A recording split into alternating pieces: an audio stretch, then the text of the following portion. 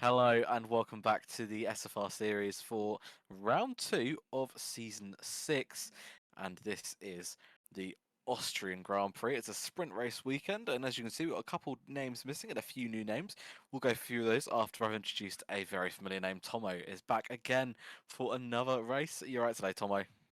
I'm doing absolutely fantastic, Torin. I missed the F1 today, so I'm hoping that this will make up for it. And if last race was anything to go by, I'm sure it will.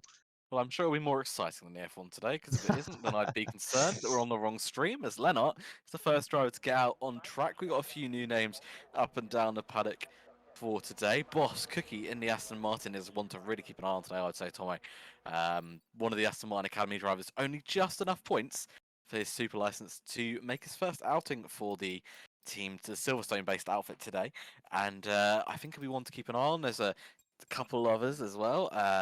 Lee Goat in the other Haas, both drivers Americans, both drivers stepping up today. For drivers we are without, and we've got a couple drivers missing in the form of Waps and our second Williams car as well, so only one Williams running today, whereas and the same with AlphaTauri actually. So yeah, a few to watch out for today. Tom, have you got anyone from the first round who caught your eye enough to get you interested today as well? Yeah, I mean, there was quite a few standouts, wasn't there? There's very mixed up results. Obviously, it was Ralatorn. If you missed the first round, that came out on top in the Red Bull, followed home by FICO in the Ferrari. But I was particularly impressed by Lennart in the Alpine. After leaving Ferrari, going to Alpine and getting that podium in his first race for the team, I thought was particularly impressive. Also, Luke as well in the Williams, which, interesting stat, or probably my favourite stat from last weekend, was that he scored 10 points, which is just 1 point off of Williams' tally for the whole entire season in one race. So Luke, formerly known as Stella Artois in the series, I think he seems like he's already gotten to grips very quickly with that Williams. So it'll be exciting to see how he gets on today. Yeah, absolutely, Tom. You're spot on there. And in fact, another interesting point to bring up about Luke is his pace over the course of the race was very consistent.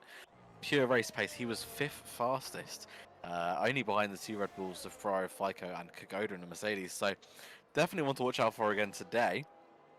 In terms of fastest laps, though, it wasn't really. It was more consistency that's got him there, and of course those penalties for Kogoda as well that cost him so much. Lennart then setting the benchmark, the Alpine driver with a 104.765. We will only lose three drivers rather from this qualifying session due to the drivers that we are missing. And the only thing about the Austrian circuit is that it's quite jumbled up, so it's quite short, so the drivers get jumbled up very easily.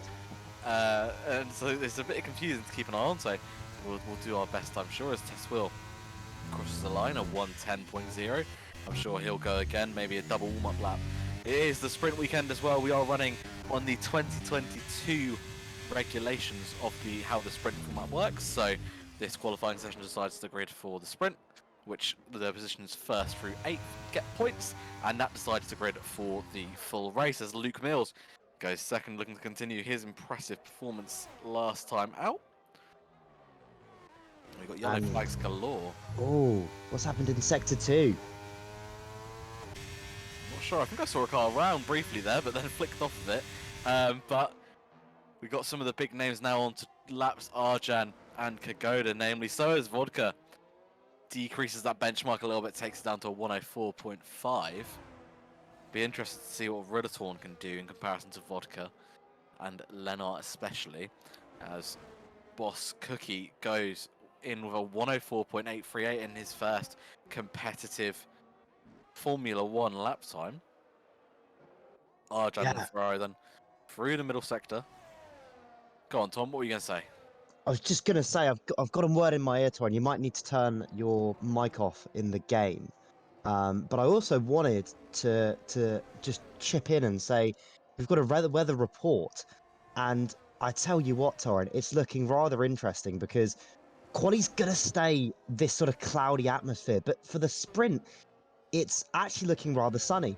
So, and it's the same for the feature as well. Bright sun expected, at least for the start of the feature. We don't know what's going to happen in the middle and the end of the race. So it means that these teams can gather as much information at the moment, but the way that they set up their cars might actually not suit these conditions, but they may be very well suited to both the sprint and the feature later on.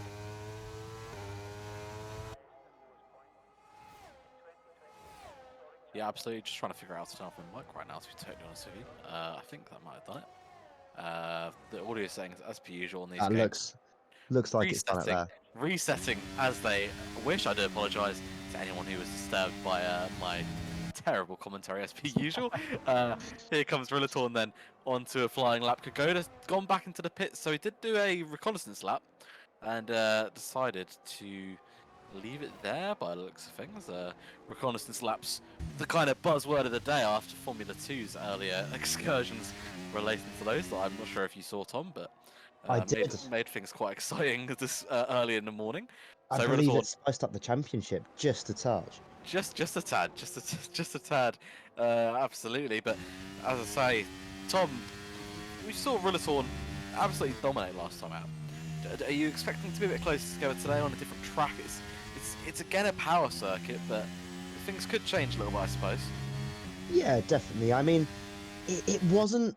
It was dominant, but it wasn't without a fight. FICO and Radatorn had actually a really close race, and I was personally really pleased with FICO and his performance. He often actually outshone that Mercedes at times last year compared to his teammate Dan, who he pretty comfortably beat on track. So yeah, really, really pleased. I mean, he's got a teammate in Arjan that is no mean slouch. He is a very, very fast driver, and well, he's just proving it there, isn't he? Ahead of his teammate currently, as Radatorn is now 4 tenths ahead at the top of the time sheets. But yeah, so I think it'll be a close race. I think we will probably see a train of maybe two, maybe three cars, but we know that FICO's got the pace. That was the main takeaway from the first round. It's can someone else step up? And the two names that I'm going to be looking out for personally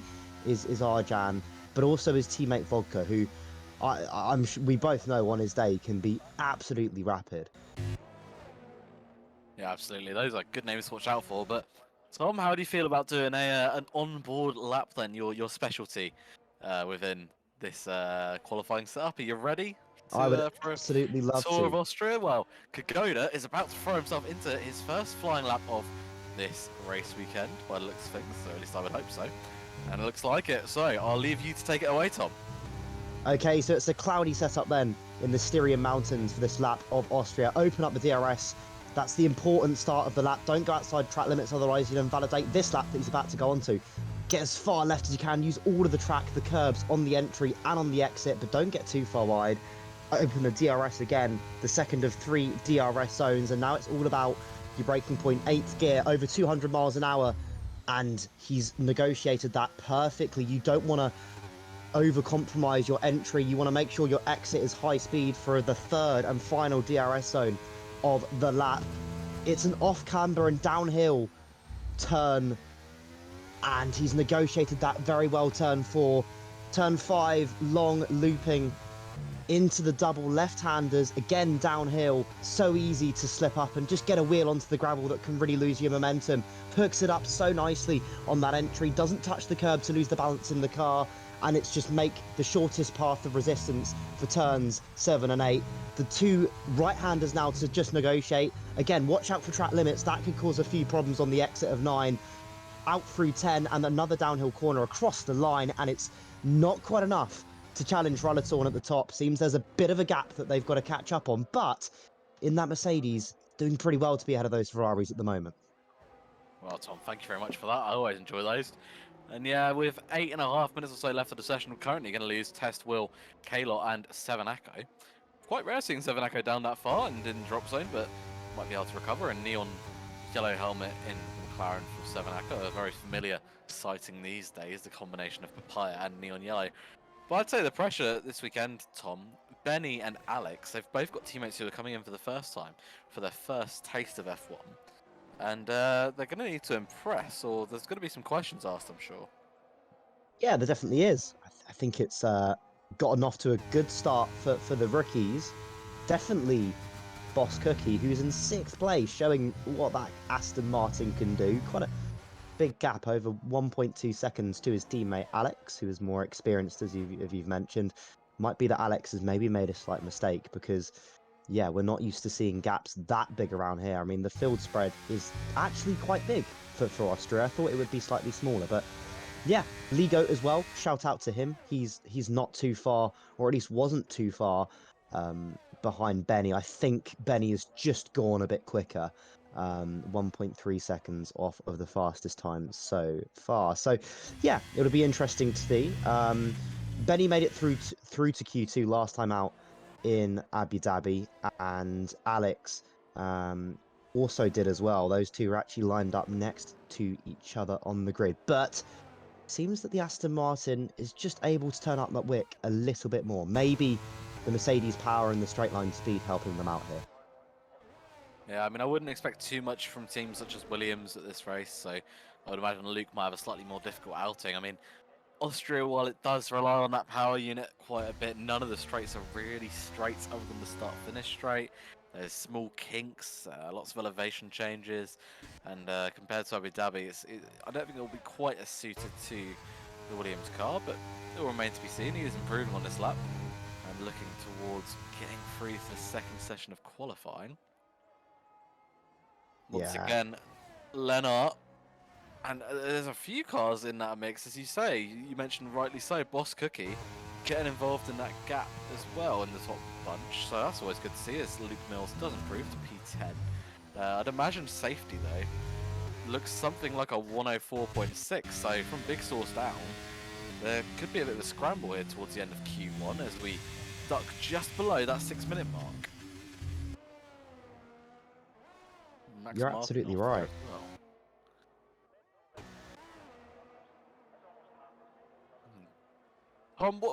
What do you think of from the first race then? The midfield order. It seems quite scattered, don't you think? I mean, I can't really put my finger on where any team is apart from, well, the obvious in terms of, Red Bull. No, I mean, you're absolutely right, Torin. I mean, Red Bull was the standout, but I think Alpine and Williams pleasantly surprised me. Those are the two best teams behind sort of your big top three.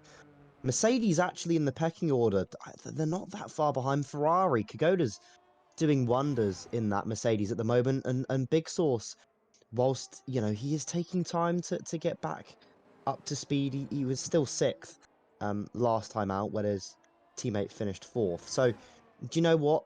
Pretty solid first race back. Midfield wise, I think Aston Martin actually were particularly impressive. The team that I believe finished last place in last season's constructor standings. Yeah, I think it. The thing is, with these cars, it seems like in this year's game and in real life as well, it is really, really circuit dependent. There's been so many teams this year that have gone to circuits and all of a sudden just turned up the wick. We know Red Bull's going to be quick, and we know Ferrari and Mercedes are going to be in that mix. But as we've seen with the likes of Boss Cookie, Lennart, and even Dan in the McLaren, that I mean, we saw outperforming that McLaren, whereas his teammate struggling slightly more in Taco to get up to speed, 7 So yeah, I think it's really, really exciting this year because it seems that it's circuit dependent, but also driver dependent, and the drivers can really make the difference. Yeah, as you say, drivers making the difference. I mean, the car can only do so much, and we'll definitely see that here of all track. I mean, every driver's gonna have favourite tracks, and it's about performing over the course of the calendar. But I think that here we will see just what the state of play is in terms of teammate matchups, mismatches. I think eventually what we're all going to want to see is Redatorn and Kokoda in the same machinery. All due respect to their teammates, I think at some point we've got to have a season of those two battling out as teammates. So it'll be a team principal's headache and probably worst nightmare. It absolutely would. I mean, yeah, you wouldn't want to be the team principal there, would you? It would almost be like putting Hamilton and Verstappen in the same team. It would, as exciting as it would be, I think it not only would it be nightmares, but I think everyone else would be going, "Oh, come on, guys, give us a chance at least." Yeah, absolutely. I mean, it's worth remembering as well, Rillatorn, he didn't have it easy last year, but he did close it out. He's on a streak of 4 wins over the course of both seasons, and he's going to be, I mean, he could quite easily set an SFR record here for the amount of race wins in a row. 2 minutes 30 to go. Of course, we're a little bit ahead of ourselves there, but he is dominating again. I mean, FICO's cut that margin down by about half, but still, I mean, 0.2 of a second is nothing to no mean feat in SFR. This is a real close together field, as you rightly say, usually, Tomo, rather than it being 2.1 seconds from first to last. Yeah, it's really short field spread, really, really short. And yeah, it's slightly different dynamic with qualifying as we start to approach the final stages. Why is that? Well, we haven't got a full grid, so it's only 3 drivers that are going to be eliminated. AlphaTauri, as Test Will, he's gone, he's retired. So I was about to say they'll be hoping for maybe a better session because they had a double Q1 knockout, but the only AlphaTauri here today is knocked out. So far, it's not really been a great start to the season for them. Well, we're into crunch time now. Drivers putting in their final warm-up laps, and in some cases, their final laps. Kalot on a flying lap, and we've got Max Martin taken to the grass. He can't afford to be doing that, especially not on an out lap. But here we go then. Ligo and Alex both on flying laps. Max Martin looking to recover on his out lap, as well as Luke Mills, who is coming around the final double right-hander. But it's not looking like it's going to be enough to improve, so I don't know if it was an extra warm-up lap or just made a mistake somewhere, but he stays P10. Alex making his way through the middle sector. He is not improving. And with Benny also on an out Oh, lap. we've had a spin. Oh, Kalot's and there's a done spin. it. It's Kalot in the middle sector, just coming towards the end of the lap, a crucial part of the lap. And he's thrown it all away, Tom. He has. But what that means is it's possibly given Max Martin a bit of a sigh of relief. A bit Yeah, of sigh of relief. I would have thought so. He's been disqualified from the session for that as well. So Kalot will be starting 18th and last on the grid as more and more cars now getting going. Something's going on with Ligo here, though. I don't know if it's just an extra warm-up lap, but slowing right down. Looks like he's gotten going again, whatever the issue was. Or, ooh, it looks like it might actually be a car issue, Tom. Ligo crawling into the pits. He's currently 14th. Ooh. He's got 2 drivers racing behind him. Max Martin, who is improving on his lap time as the checkered flag comes out. Drivers have 3 minutes to complete their lap times that they're currently on. Max Martin through the final corner. Will he improve? He does, but it's not enough to go above 15th if he stays where he is. And then we've got Seven Akko making his way now towards the end of the lap. Can Seven Akko improve and knock Max Martin out of qualifying here in Q1? No, he does improve, but it isn't enough. And Q1 comes to a close, then drivers still improving, but everyone else will be safe. We lose Test Will, Seven Akko and Kalot here in the first session of qualifying. I'm torn. I've just gotten through my ear. This changes the landscape of things completely. It's a short qualifying because it's a sprint. So it means actually this is going to be, I think it's going to be the grid for the sprint. So it means that Rulatorn, FICO, Arjan, Kagoda, those positions are all locked in as Rulatorn goes even quicker. Wow. Even quicker. What a lap. That is quite some lap from Rillatorn, and he didn't even need to set that lap. He didn't need to go back out, realistically. Like, he was safe by about a second at least. But yeah, wow, what a lap.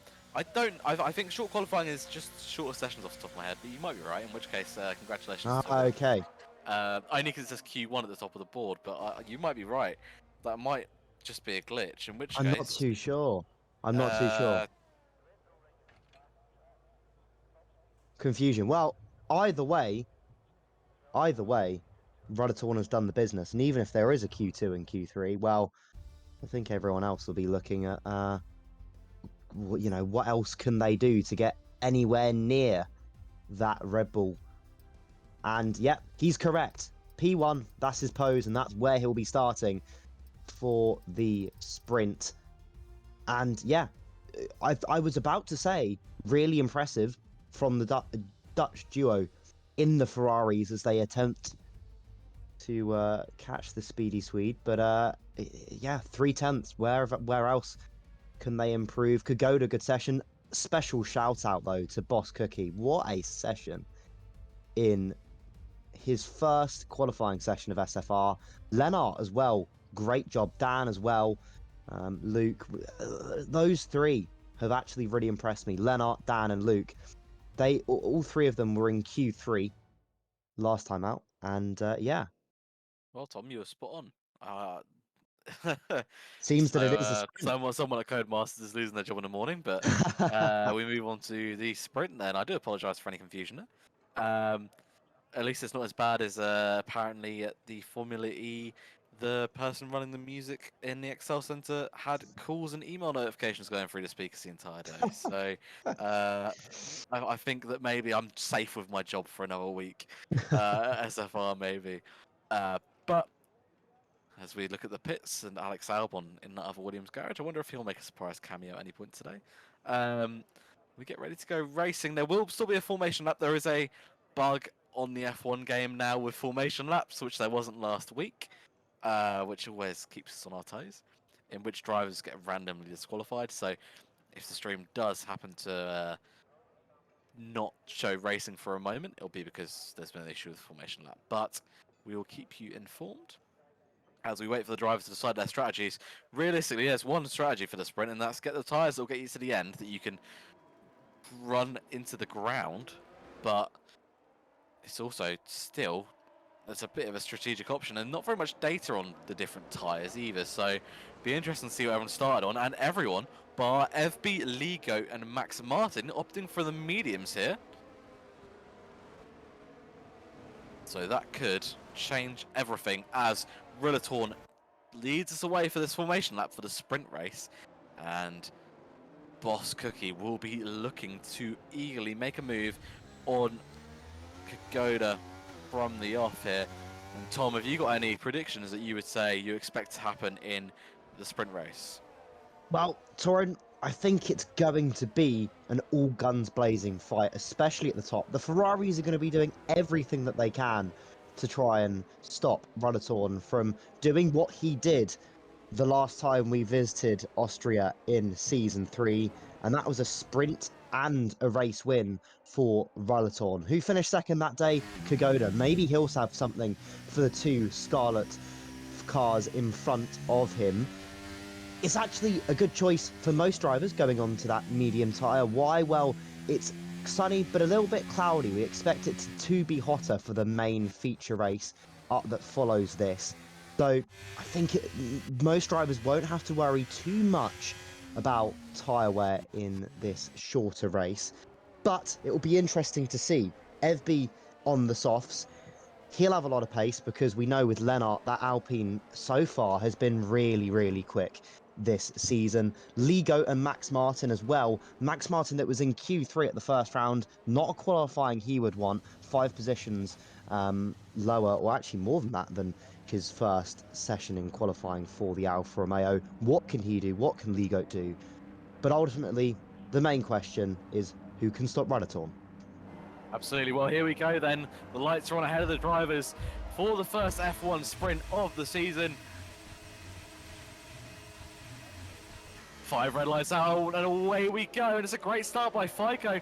He's looking to make a move into the first corner. Rillatorn defending as well as he can. Can FICO do anything? Oh, it goes over the curves. The two almost touch. Brilliant driving from the pair of them here is mixing back and forth. Down the bottom end of the grid, drivers spilling out over the curbs. FICO's going to go for it again though here around the outside. Can he make it happen? Drivers overtaking in the background as well. Rillatorn gives him the space around the outside. Nothing to be done. And we've got a sideways Aston Martin.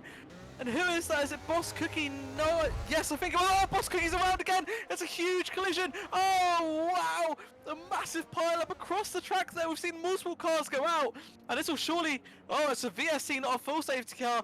But wow, a huge start here. Boss Cookie, Benny and Alex all out. And it's a miserable start for Aston Martin as the full safety car is now deployed. What a shame. That was a huge impact. I'd like to get another angle of what happened there. But big losers as well from that was Vodka. He's down tonight. Big Source down to 12th, and I think Dan lost a couple of positions. Max Martin up to 11th though, but the Ferraris have got pace, and yeah, FICO, as you very well pointed out, Torin, he's got something up his sleeve. It seems Ooh. clean racing, what we always like to see, but the Ferraris look quick in race trim. Yeah, absolutely, Tom. And that was gutting Ligo up 6 places on his first F1 appearance, but having to come into the pits for a broken front wheel. Oh, that's a cheeky move by Dan Edwin there. He's gone across the grass to get ahead of Vodka in the pit lane. That was incredible. How did he have that much excess speed? I have never seen something like that in the SFR series. Well, there's a lot of front wing repairs going on down there. Seven Echo is going to be the biggest loser of them all. Vodka already back out though, so but Dan Edwin did actually get out ahead of him. So Dan Edwin gaining the place there. Big Source also into the pits. So Red Bull and Mercedes both running one-armed here. Lennart and Luke Mills, two of the standout drivers from our previous race, the season opener at Abu Dhabi, once again continuing their exciting form. And Ligo is still in P9. So Ligo still up 5 places here. And realistically the biggest winner. Kayla also up 5 places, but Ligo is up into the points here. Yeah, and Luke and Evby, Evby and Max Martin on those soft tyres, 5 positions and 7 positions apiece. Great job by those two. Yeah, these two could be two to watch as we go racing again, or when we go racing again. And the tyre compounds for everyone else who's pit in, surprise, surprise, mostly softs all round, except for Vodka who's opted for mediums. Now, I would have gone for the softs personally. I mean, you're doing a couple laps under the safety car, there's not going to be any tyre wear on those, and it's shorter than the whole sprint race distance.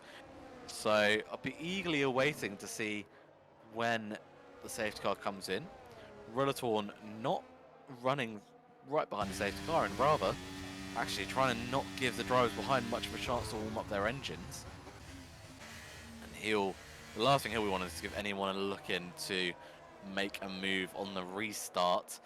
And as we say, few surprise names there have gone tumbling down the orders. Of course, we do have the full length race to come.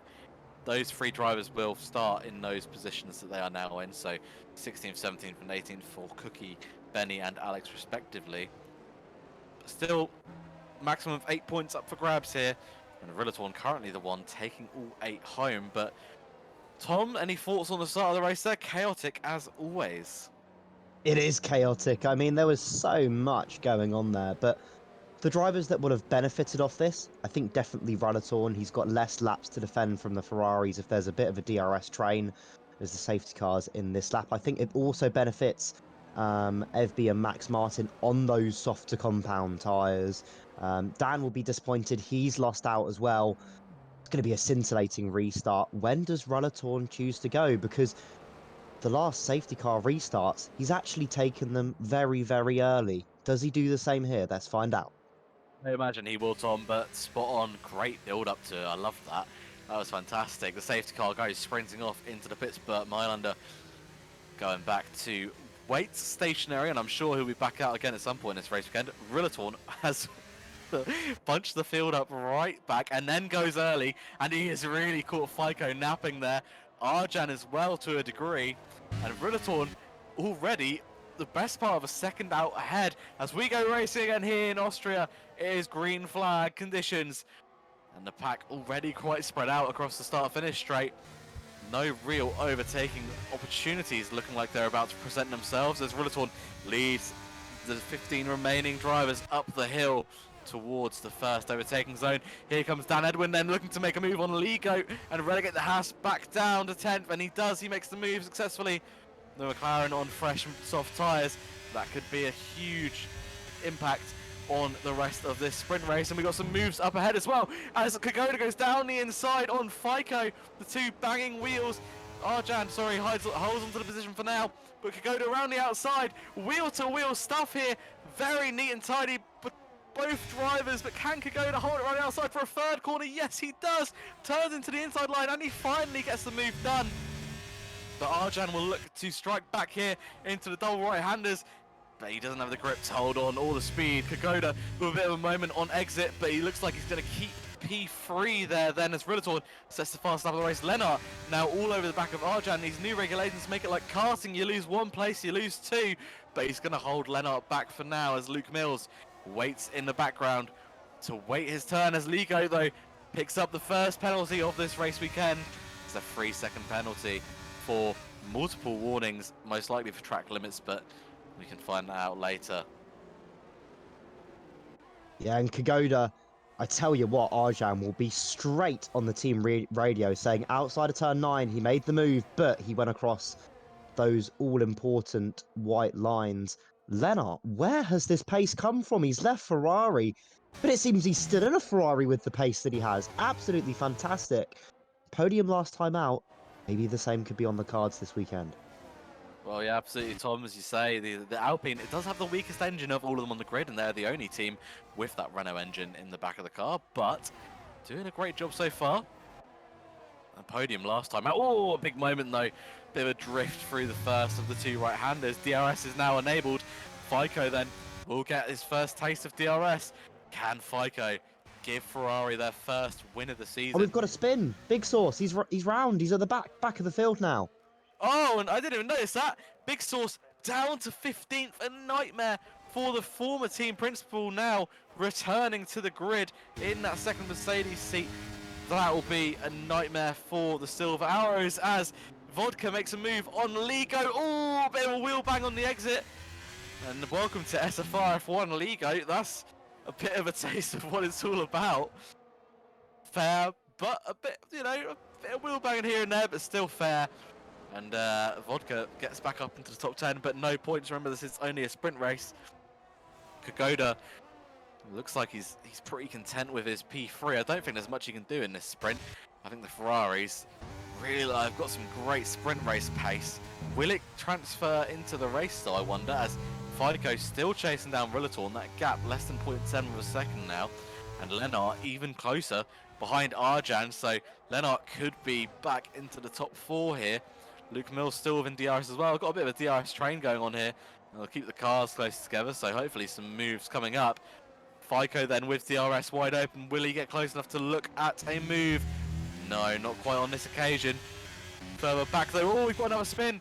And that is Seven Acco. He is around. Oh, he's miscalculated that one. Almost going straight into the wall. Gets going again, but he is behind Big Sauce now as well. Further back as well, with the leaderboards moving all over the place. Test Will looking to chase down K-Lot here, but no move happening. Opts for the safer braking early option. Dan Edwin still holding on to P8 after that very cheeky move on Vodka in the pit lane, but Vodka now looking to try and get that position back out on track. FICO closer than ever behind Rillatorn. Rillatorn, is he about to play some old school DRS games with the Ferrari driver here? They'll both be occupying the front row of the grid for the race as it stands, but I mean, that 1 point, it could all come down to that. We saw last year 2 drivers going into the final round so close in the standings, and Rillatorn came out on top. So they'll know that 1 point could actually make all the difference the further we get into this season, as Vodka makes the move on Dan Edwin before the braking zone, back into the top 8. Welcome back, the Red Bull driver of Vodka. FICO still not getting close enough in the braking zones though to make a move, as Lennart closer than ever to the back of Arjan. He'll have a wing mirror full of blue and pink Alpine. K-Lot again not able to make a move on Test Wheel, and Big Sauce looking to play catch up, as well as Seven Acco a little bit further back, but Rillatorn still in control of this one as we go on to lap 9 of 12. Yeah, it seems FICO has just got so much race pace. That Ferrari seems to be... It can't really get onto the back of the Red Bull in quali. We saw a gap of 6/10 last time out in qualifying, and it was about 4/10 this time round. But FICO and that Ferrari just come alive in the race. We saw it at Abu Dhabi. They were just able to extract something else, and this does bode well for their season if every race they can just stick onto the back of those Red Bulls. What they're going to struggle with now, though, is tyre wear, and that may come into a bit more of an impact and play into the strategy during the full-length race. Yeah, absolutely, Tom. The strategy will decide this one, I reckon. There's so many cars so close together on pace. And those two up front, FICO and Rillatorn, still keeping us on the edge of our seats. Lennart still trying to chase down Arjan and Kagoda to try and get a couple more places up for the race, as Evby is now looking to be Vodka's next victim. Vodka on a bit of a recovery drive after getting caught up in that earlier incident after starting higher up on the grid, and he's going to make the move before the end of the lap. Oh, that was close. A great move there by Vodka to get back ahead. Does mean FB will get the DRS advantage on the next lap, but he's obviously weighed that up. And Arjan getting a 3-second time penalty. That will drop him almost to Vodka, actually. That could be huge. A time penalty in a sprint race, that's not a risk you want to be taking at all. That could hugely set him back for the race. And FICO now dropping a little bit further behind Rillatorn, still within DRS, and that's still keeping him just about in touch, as we've got some movement going on here. Kagoda and Arjan back at it again, as Arjan gets a great run on Kagoda. They're banging wheels once again. The same move, sorry, that Kagoda pulled on Arjan earlier on in the race. Kagoda's now done to him as a taste of his own medicine, and he's not able to hold on to the position here. But he will absolutely fight Arjan back, and the gloves are now well and truly off in that battle. And that could get really tasty. When Kagoda's on it, he's on it. And it's looking like he's going to be really trying to make a move here. His pace definitely better than the Ferrari, but it's pretty marginal. FB picks up a 3-second time penalty as well, as we've got yellow flags, and that's Severaco around again. But I think he's going to get going fast enough, so there's not too much intervention, as we've got the free battling away again. This time Lennart gets past Arjan as well. By looks things, it's side by side. Kagoda definitely gets past Lennart, looking like he's going to try and get past. He's run out of tarmac there. He's going to try and get past Arjan now in the DRS section though, as Kagoda streaks away a little bit. Both of them will have DRS though, so it's going to be a bit of an equilibrium. Can Lennart make the dive? He doesn't. Oh, one of these around, and Lennart catches Arjan. Arjan going steaming into the back of Kagoda. Luke Mills then around the outside of Lennart. Can he make a move on Arjan as well? Is there any damage to that Scarlet Red Ferrari that's currently in P4? That was crazy. It was gonna boil over like that though. You just knew it with those three drivers all wanting a spot on the podium. FICO's taken the lead. I'm not entirely sure when that happened, but FICO's leading this sprint race. On to the final lap then. Rillatorn is in second, but he's going to make an overtake here, surely. And surely it'll be a very audacious one. He hasn't had much competition on track so far this season. Around the outside he goes, sailing past FICO. Luke Mills picks up a 3-second time penalty. That could set him back quite far. Oh, there's contact! Rillatorn looked like he was about to spin there, but FICO comes off worse out of the two of them. Oh, we've got contact again! Luke Mills is spun around by Lennart. Vodka gets past both of them on his recovery drive back into the top 5. Dan Edwin gaining more places, and that's off again for Luke Mills. He's into the wall, Tom! Oh my word, this has gone from bad to worse to absolutely catastrophic. He's lost his front wing. He's got no grip left. It'll be surprising if he doesn't end up finishing 14th, as we've got K-Lock now trying his luck around the outside of Test. Well, what a crazy end to this sprint. Kagoda doing the best he can in P3. Arjan still with that penalty. He's going to drop behind Vodka with a brilliant recovery drive, but Rillatorn wins the sprint. Yeah, absolutely. What a race by Rillatorn. Did lose the lead for a little bit there, but he got it back. And this is going to be a bit of a maths test, actually. A bit of a. I hope the mathematician's up in the steward's office, because I'm certainly not. Lico crosses the line. He will drop to 10th. Still a great starting position for the Haas driver. Dan Edwin with that cheeky move. I think that actually helped him quite a lot, to be honest with you. Luke Mills with a devastating end to the sprint race. He had that collision with Lennart. Lennart's going to start 6th still. Not as high as I think he would have wanted to be starting, but still. Any standout drives in there for you, Tom? Any drivers to watch for the race? Well, I think, to be honest, I'm going to name the obvious, but I think it's still a very important thing to mention, and that's FICO. He has the pace to stick with the Red Bull. It's a question that we kind of had after qualifying in the first round, whether they had the race pace, and it seems that at a completely different track in Austria, a lot of elevation change. It's a very different circuit to the Yas Marina track, and he's still able to stick with him. So great job from FICO. I think other names, Dan and Evby, staying out of trouble, importantly. But it is more points for Rolatorn in the championship.